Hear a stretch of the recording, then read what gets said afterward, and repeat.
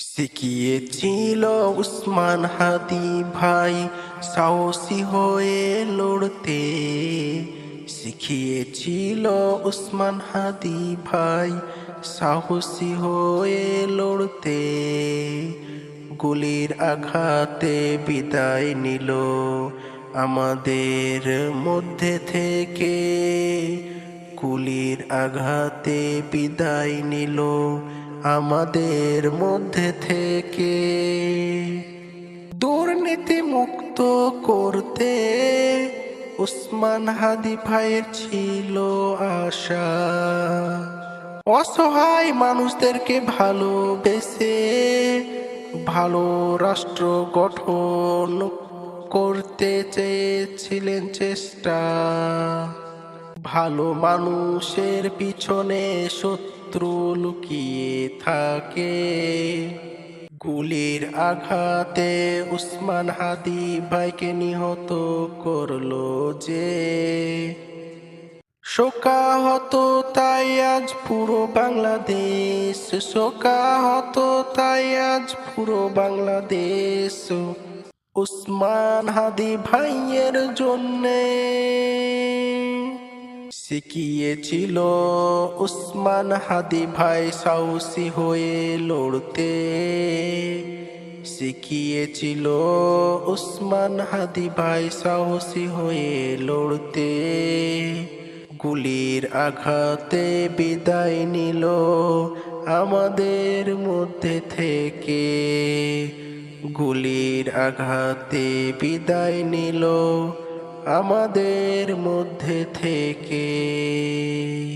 উসমান হাদি ভাই যেখানে যেত প্রতিটা ঘরের মা বাবা ভাই বোন তাকে দেখিতে আসিত।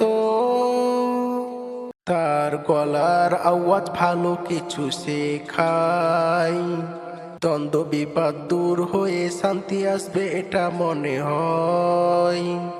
চলার পথে উসমান হাদি ভাইয়ের বাধা এসেছে। বেঁচে থাকলে ভালো রাষ্ট্র গড়ে দেখাবো এটা বলেছে।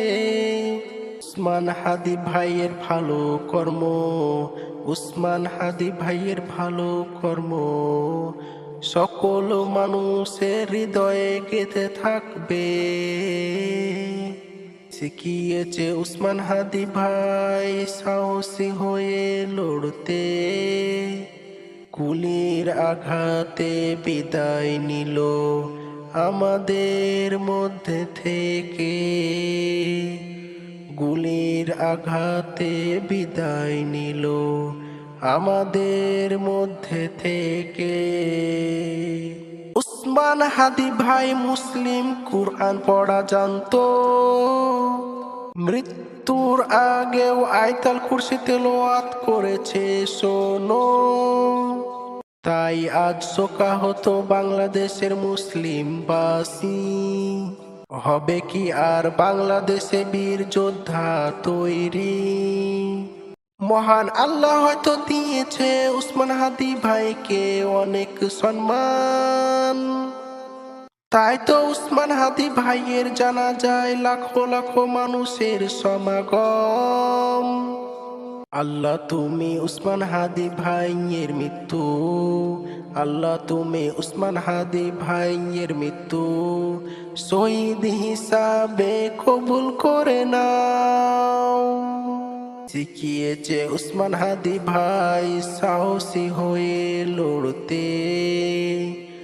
গুলির আঘাতে বিদায় নিল আমাদের মধ্যে থেকে। শিখিয়েছে উসমান হাদি ভাই সাহসী হয়ে লড়তে।